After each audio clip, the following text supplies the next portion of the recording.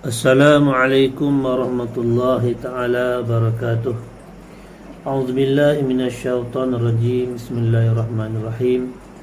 Alhamdulillahi rabbil alamin wassalatu wassalamu ala asyrafil anbiya'i wal mursalin wa ala alihi wa sahbihi ajma'in.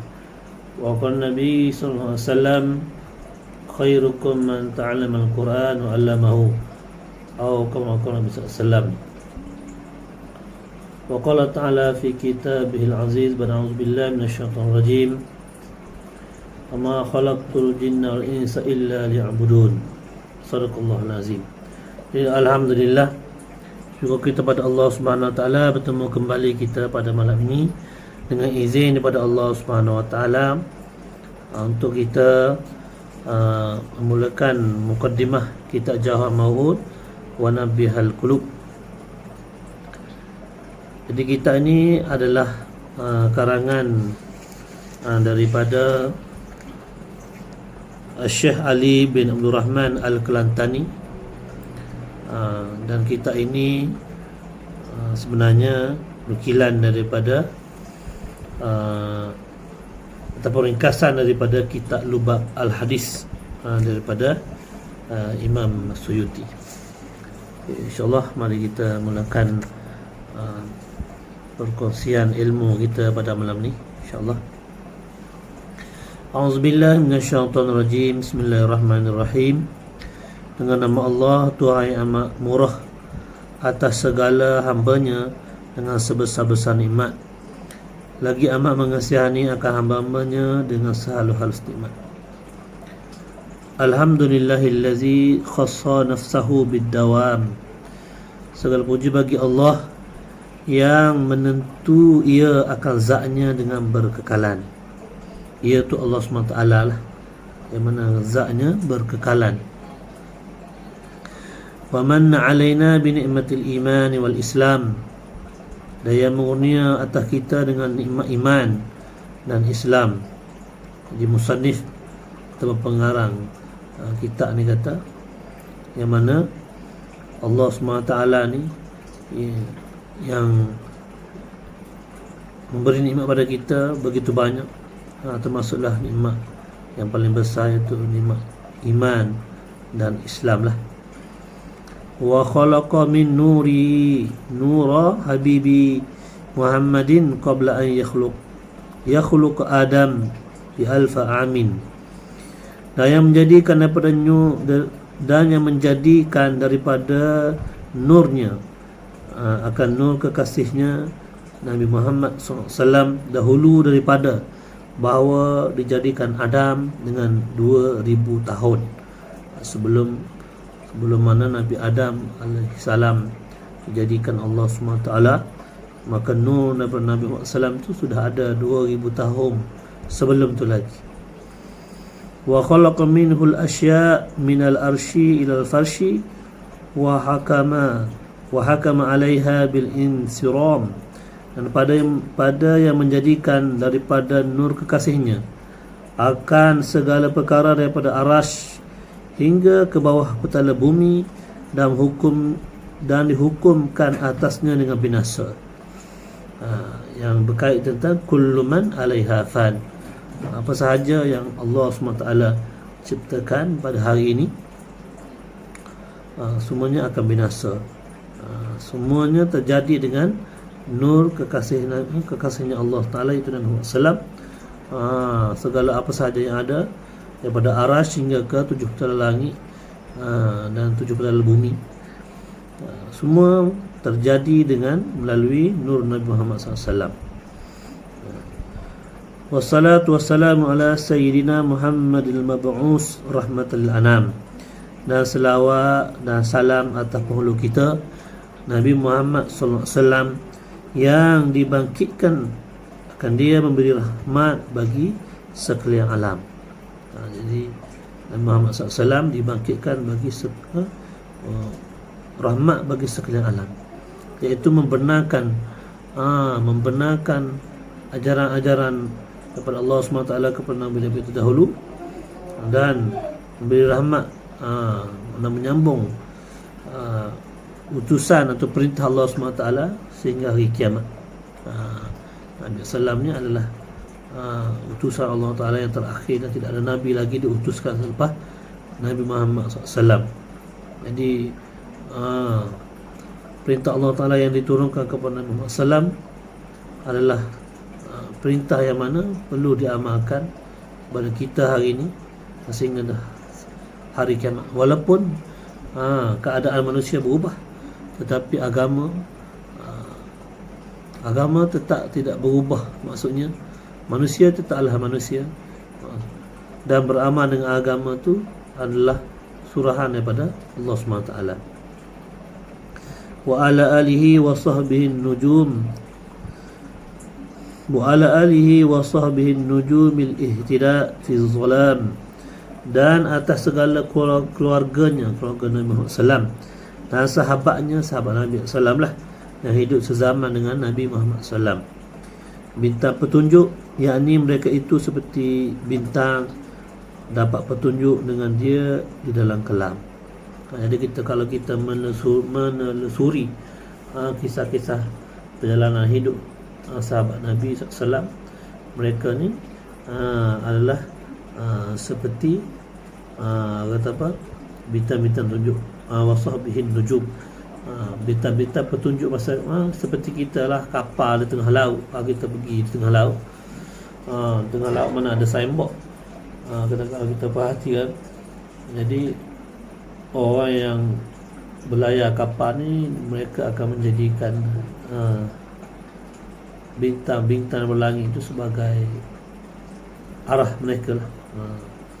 Jadi begitu juga keadaan manusia hari ini. Manusia hilang arah tujuan hidup mereka, dan Nabi SAW ni sebagai kekasih Allah, sebagai utusan Allah SWT, dan melatih orang yang paling dekat dengan dia, itu sahabat Nabi SAW radhiyallahu anhum ajma'in. Bagaimana mereka ni, para sahabat ni mengalami tarbiyah daripada Allah SWT langsung daripada Nabi SAW. Kalau kita tengok perjanjian Hudaybiyah, yang mana perjanjian ini seperti berat sebelah, sehingga orang muslimin disekat mereka daripada mendapat makanan, sangat-sangat memilukan hati kita. Bagaimana dikatakan seorang sahabat, Sa'ad bin Abi Waqqas adalah saya, dia telah kencing di tengah malam, dan dia dia punya, bila terkencing di atas kulit, tak silap, bila dia terkencing di atas kulit binatang, dan dia basuh kulit binatang tu, dah makan. Menunjukkan bahawa betapa mereka tu dipulaukan, sehingga di kalangan para sahabat ni makan kulit-kulit binatang. Dan mereka ni telah menjadikan Islam sebagai masuk hidup mereka. Wa ala tabi'in wa tabi'ihim bi ihsan ila yaumil idham, dan atas segala yang mengikut akan mereka itu dengan kebajikan hingga kepada hari yang bersesak-sesak, iaitu hari kiamat. Jadi selepas pada sahabat ni adalah tabi'in, selepas pada para tabi'in, tabi'in, dan selepas tu Khulafaur Rasyidin lah, yang seperti yang kita tahulah. Jadi zaman-zaman kegemilangan Islam, bila dia telah berlaku pada zaman sahabat dan turun pada tabi'in,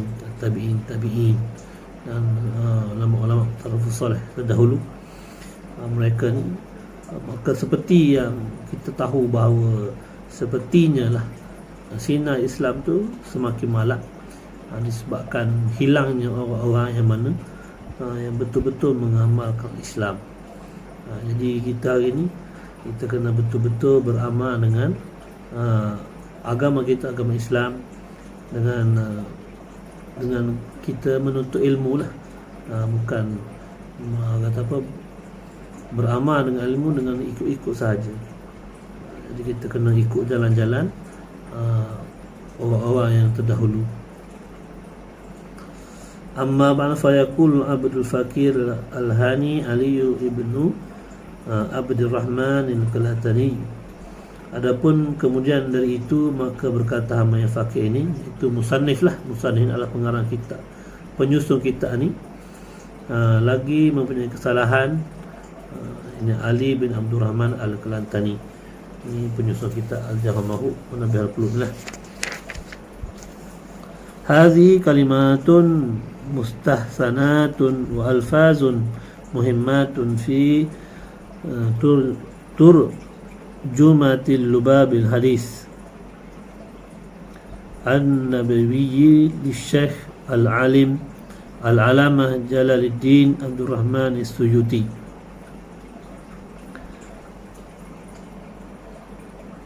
Okay.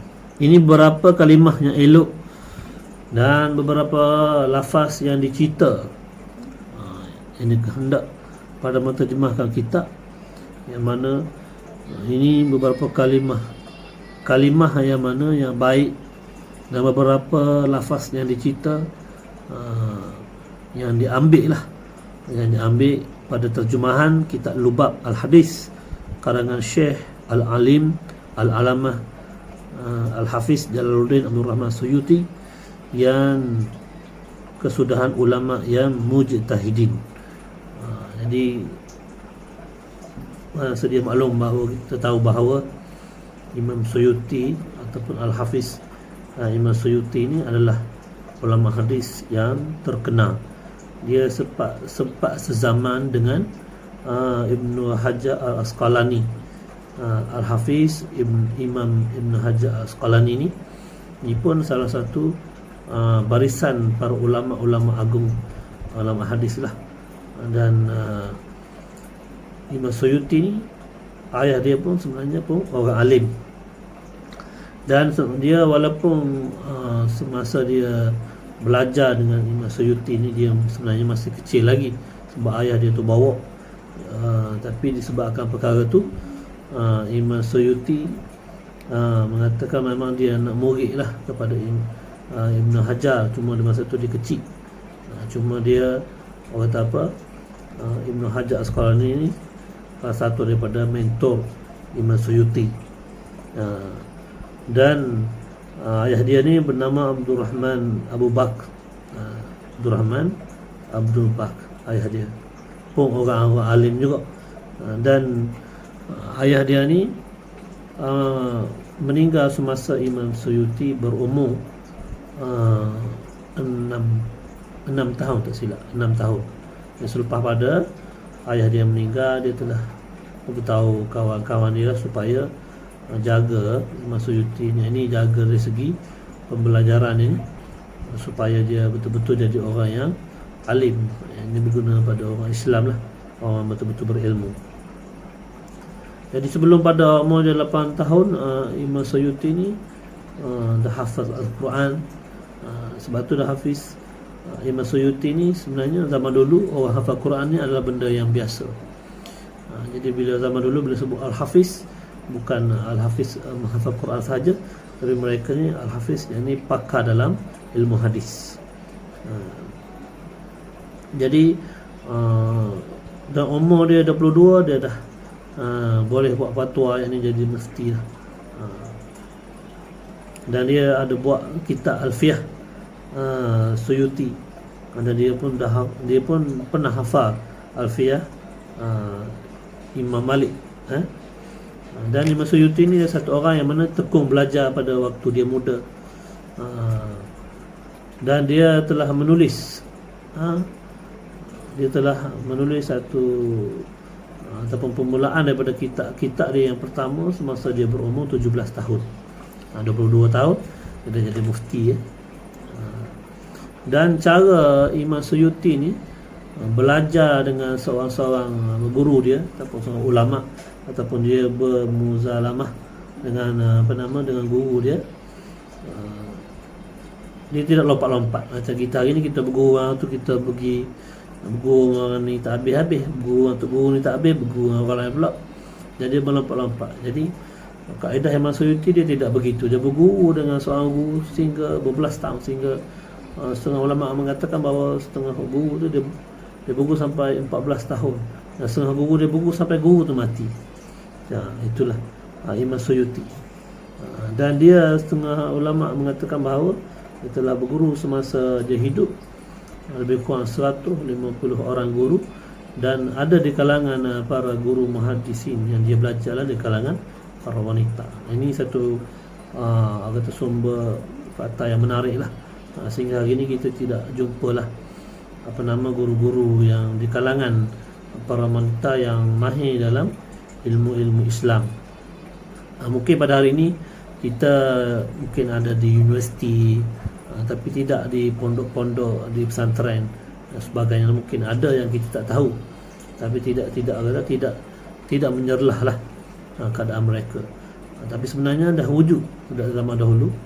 Macam kita hari ni lah, kita tengok banyak orang perempuan semasa kita duduk belajar dekat sekolah, sekolah rendah, sekolah menengah, sekolah agama sekalipun, mereka ni sebenarnya ada potensi belajar, memang pandai. Bila dah rumah tangga terus hilang. Jadi amat sayang sekali lah. Sekiranya ilmu Islam ni perlu diteruskan, tak kira lelaki atau wanita, perlu ditekuni dengan baik dan dikembangkan. Kalau wanita, dia boleh kembangkan dengan wanita lah. Dan daripada Imam Suyuti ni juga, dia pernah berdoa pada Allah SWT. Dan pernah dia pergi ke Mekah, dan di hadapan Kaabah dia telah berdoa semua, kerana ada dua orang yang menjadi mentor ataupun inspirasi kepada Imam Suyuti, Al-Hafiz Imam Suyuti ni. Salah satunya adalah Sirajuddin Al-Bukini. Dia adalah ulama fiqh. Dia berdoa, dalam doa dia adalah, ya Allah, ya Tuhanku, jadikanlah diriku alim dalam bidang fiqh seperti Sirajuddin Al-Bukini, dan jadikan diriku alim dalam bab hadis seperti Ibnu Hajar Asqalani. Kerana pada zaman tu yang paling tinggi kedudukan ulama ataupun keilmuan dia adalah dua orang ni lah, dari segi berbeza bidang. Jadi sampai tahap dia berdoa seperti itu, kerana dia menjadikan dua orang insan yang agung ni sebagai mentor diri dia. Begitu juga kita pada hari ini.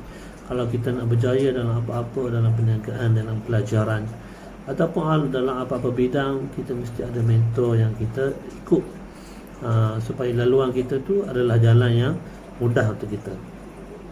Jadi adalah Imam Suyuti ini juga dia mengembara, pergi ke bumi Hijaz, bumi haram ala Mekah Madinah, pergi belajar, dan pergi di Syam, yakni di Syria, dan pergi ke Yaman. Yaman ni adalah banyak ahli-ahli pakar-pakar fiqh lah. Dan dia juga sebagai mujandid lah. Mujandid ni mana pada zaman dia orang yang paling berilmu, dan banyak daripada cetusan daripada keilmuan dia, mana orang Islam tu kembali kepada Islam balik. Islam tu kembali hebat pada zaman dia melalui keilmuan, melalui buah fikiran dan sentuhan daripada Imam Suyuti lah. Dan dia mengajar secara imla' lah. Dia mengajar di Syaikhuniyah secara imla'. Imla' ni adalah dengan kaedah yang mana guru yang mana bertarah Al-Hafiz hadis ni membaca hadis, dan anak murid dia menyalin dalam bentuk tulisan. Saya rasa zaman sekarang ni amat sukar kita nak cari orang-orang yang sealim begini, yang mana hadis Quran tu cair dalam kepala dia lah. Jadi inilah sedikit sebanyak biografi Imam Suyuti, mana kitab Jawhamahu wa Nabihal Qulub ni adalah ringkasan daripada lubak al-hadis yang ditulis Imam Al-Hafiz Imam Suyuti yang telah saya ceritakan tadilah. Taghammadahullah birahmatihi wa askanahu fasihil jannatih wa nafa'ana bi'ulumihi wa barakatihi. Telah meliputi akan dia Allah Ta'ala dengan segala rahmatnya, dan didiami akan dia dalam keluasan segala syurganya, dan memberi rahmat ia akan kami dengan segala ilmunya dan segala berkatnya. Amin. Mudah-mudahan berkat daripada keilmuan, berkat daripada kewarakan, berkat daripada keberkatan daripada ilmu orang-orang yang alim, yang warak seperti ini. Mudah-mudahan Allah Ta'ala menjadikan kebaikan dan juga keluasan syurga pada diri kita dan diri orang yang menulis kitab itulah. Wa fi 40 baban fi kulli babin asharatu ahadis wa tarahatul asanid tab'an al-aslih, dan padanya 40 bab, dan pada tiap-tiap bab 10 hadis, dan aku tinggalkan segala sanadnya kerana mengikut bagi asalnya. Jadi untuk tulis sanad tu jadi panjang lah. Sanadnya adalah riwayat-riwayat. Kadang-kadang daripada hadis tu terlalu panjang sangat riwayat-riwayat dia, jadi setengah dia tak tulis mengikut daripada tulisan asal daripada kitab Lubab al-Hadis itulah. Wa dhamamtu ilaiha minal mawaiz al-badi'atil wal fawaidil ajibah ma taqattuhu minal athar al-marwiyati wa aqwalihi ulama al-mardiyah, dan aku himpun kepadanya daripada beberapa pengajaran yang indah-indah. Ini pengajaran mauizah yang indah-indah, dan beberapa faedah yang ajaib-ajaib, yakni kelebihan-kelebihan yang pelik-pelik pada kita lah. Akan barang yang aku pungut akan dia daripada atsar, ini perkataan sahabat yang meriwayat, dan beberapa perkataan ulama yang mardiyah, yang tinggi lah. Wa sammaituha bil jauharil mawhud wa nabihal qulub, dan ku namakan dia dengan jauhar mawhud dan nabihal qulub, yakni permata pemberian yang indah dan menjaga segala hati yang lalai. Jadi kita hidup kat dunia ni adalah sementara sahaja. Allah Ta'ala yang bagi kepada kita umur, Allah Subhanahu Wa Ta'ala bagi kepada kita kesihatan, Allah Ta'ala bagi kita rezeki, bagi kita jodoh, dan bagi segala-gala sebagai ujian untuk kita lah. Jadi dalam kehidupan kita ni kita diuji sama ada dengan kesukaran ataupun kenikmatan. Dan jadi sayugialah, jadi sepatutnya lah kita menuntut ilmu bagaimana kita untuk kita membersihkan diri kita, dan bagaimana untuk kita baiki diri kita. Dan kita ini adalah amat sesuai lah untuk kita bagaimana persiapan kita untuk bertemu dengan Allah SWT. Wada'tuha rajiyan min Allah an taku tazkiratan li nafsi wa nafi'atan lil qasirin min awsali. Aku hantarkan dia hal keadaan harapku. Aku hantarkan dia, maksudnya dia mengharapkan keadaan harapku. Musannifnya lah, pengarang kitab ni mengharapkan bahawa ia menjadi pengajaran bagi diriku. Jadi dia tulis kitab ni pengajaran untuk diri dia, dan memberi manfaat bagi orang yang singkat pendapat daripada orang yang seumpamaku. Jadi musannif ni, pengarang kitab ni mengenal diri. Dia kata dia orang tak ada ilmu mana ni, dia nak sampaikan manfaat ni sedikit sebanyak daripada orang yang dia mengaku bahawa dia tak banyak ilmu ni, nak sampai ke ilmu lah kepada kita semua. Ini ulama-ulama dulu, mereka ni walaupun alim tapi mereka ni merendah diri kerana takut kepada Allah SWT. Pada firman Allah Subhanahu Wa Taala, A'udzubillahi minasyaitonir rajim, wa dzakir fa inna dzikra tanfa'ul mu'minin, dan mengingatkan olehmu bahawasanya pengajaran itu memberi manfaat ia akan orang mukmin. Surah Al-Maidah ayat 55. Dan sabda Nabi SAW pada hadis yang sahih, liyuballigh asy-syahidu minkumul ghaib, hendaklah menyampai orang yang hadir akan orang yang gaib. Jadi orang yang mana dengar, orang yang hadir dengar ilmu lah. Jadi dia sampai pada orang yang tak ada pada majlis tu. Jadi kita saat bila kita tahu satu ilmu, kita balik rumah kita cerita pada anak isteri kita. Kalau kita duduk belajar, kita balik ke kampung kita, maka kita memberitahu pada orang kampung kita, pada kawan-kawan kita, pada orang yang tak tahulah. Jadi inilah satu usaha yang mana Nabi SAW beritahu hendaklah kita ni saling menyampaikan kebaikan lah. Sabda Nabi SAW, man hafiza ala ummati arba'in hadisan min amri diniha ba'asahu Allah Ta'ala yawmal qiyamah min zumratil fuqaha wal ulama. Dan barang siapa memelihara atau mengaku akan 40 hadis daripada pekerjaan agamanya. Jadi kalau ikut pada hadis ni, barang siapa memelihara ni dia beramal lah. Memelihara ni maksud beramal dengan hadis, dudukan 40 hadis dalam pekerjaan agamanya. Agamanya maksudnya dalam kehidupan dia lah. Jadi agama ni nak amal dia di mana? Tempat dia lah, di dunia lah. Di dunia ni apa, ada kehidupan kita, ini perjalanan hidup kita daripada kita bangun tidur sehingga kita tidur balik, daripada hujung rambut kita sehingga hujung kaki kita, dan segala gerak gigi kita ni ada ada guideline, ada garisan panduan agama yang kita amalkan. Memelihara beramal dengan 40 hadis dibangkit akan dia Allah Ta'ala pada hari kiamat dalam perhimpunan fuqaha, dan dia dibangkit di kalangan orang-orang alim lah, orang alim di kalangan para ulama. Dan pada satu riwayat, wa kuntu lahu yaumal qiyamah syafi'an wa syahidan, artinya dan adalah aku baginya, aku Rasulullah SAW baginya, bagi orang yang beramal dengan 40 hadis itu pada hari kiamat, yang mensyafaatkan dan yang mensaksikan. Jadi Nabi SAW menjadi saksi, dan bukan sahaja menjadi saksi, dan Nabi SAW akan mensyafaat kita, akan menyelamatkan kita daripada azab siksa Allah SWT di hari yaumul qiyamah lah. Dan pada satu riwayat dikatakan baginya beramal dengan 40 hadis ni masuk olehmu daripada barang mana, pintu yang engkau kehendak.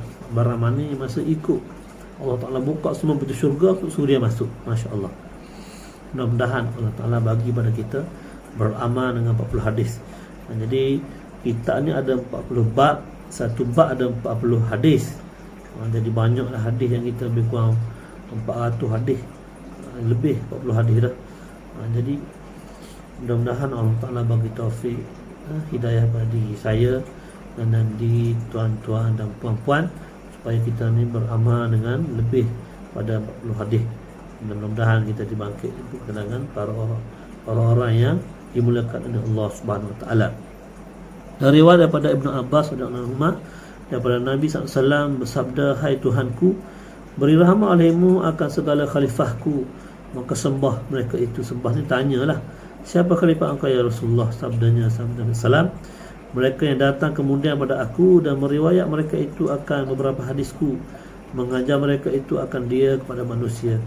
Jadi Ibnu Abbas meriwayatkan hadis ni lah. Dia cerita bahawa Rasulullah berdoa, hai Tuhanku, beri rahmat alaihimu akan segala khalifahku. Jadi sahabat dengar Nabi SAW berdoa, hai Tuhanku, beri rahmat alaihimu akan segala khalifahku. Jadi sahabat pelik, siapa khalifah ni?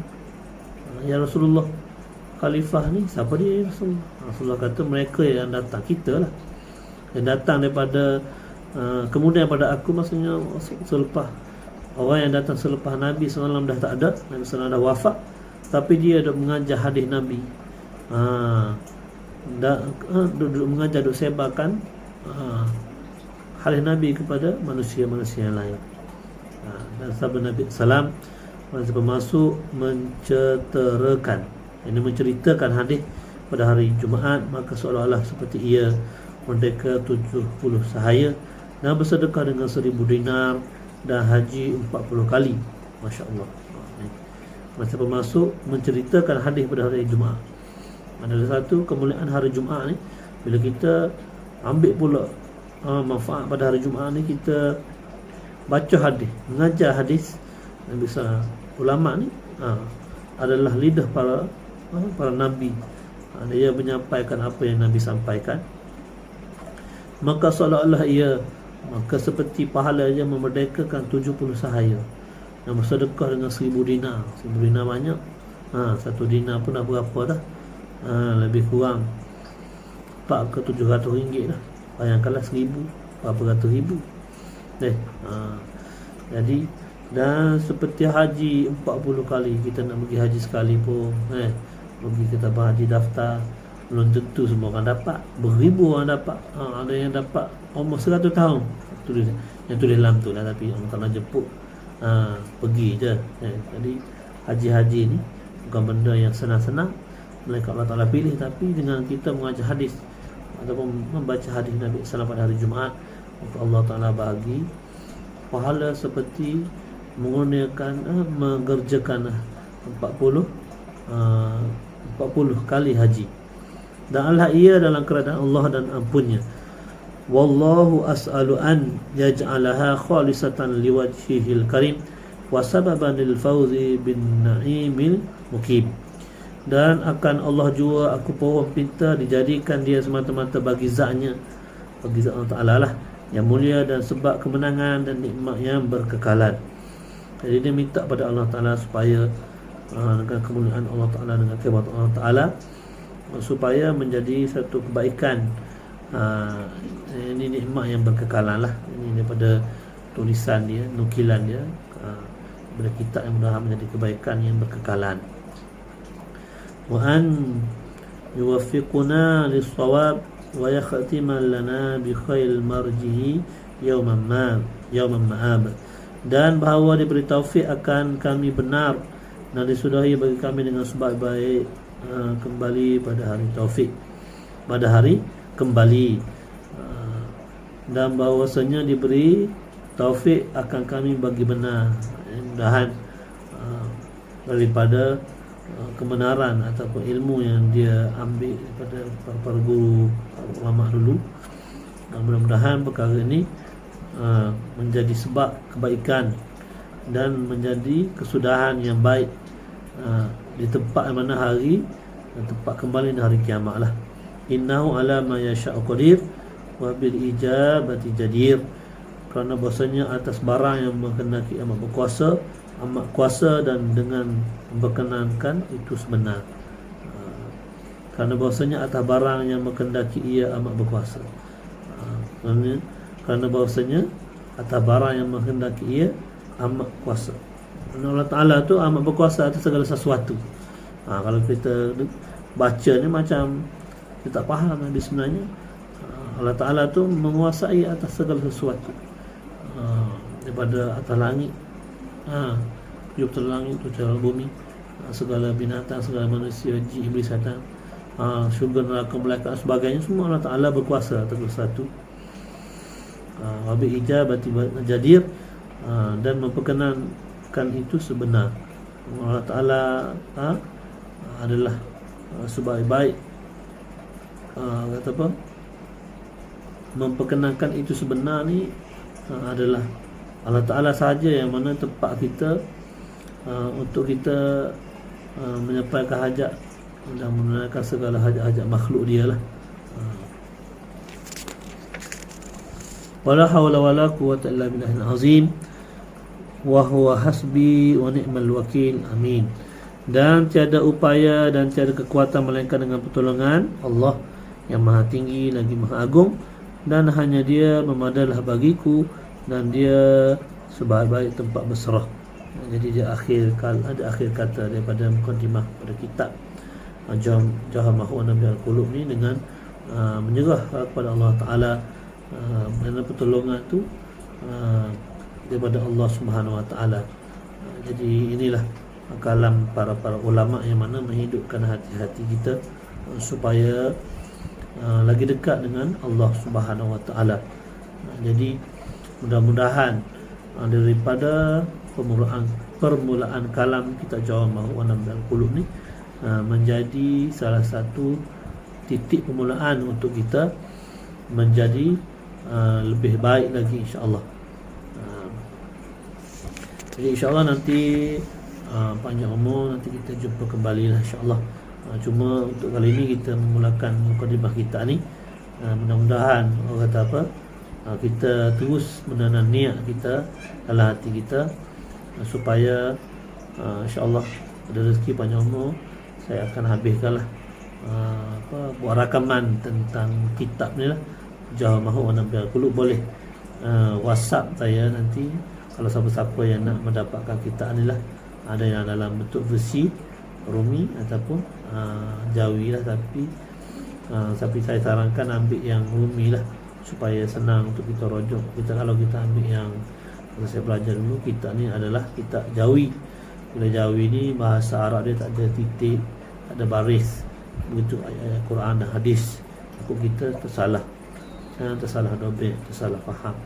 Jadi untuk mudah kita rujuk dan mudah untuk kita belajar, dan di atas maksud untuk kita bersihkan diri kita, atas maksud kita untuk kita baiki diri kita, supaya kita hidup kita ni betul dengan kehendak Allah SWT, betul dengan suruhan Nabi SAW. Mudah-mudahan Allah Ta'ala bagi taufik dan hidayah supaya kita dapat kekuatan untuk kita beramal sehingga akhir hayat kita. Wabillahi taufiq wa hidayah. Assalamualaikum warahmatullahi wabarakatuh.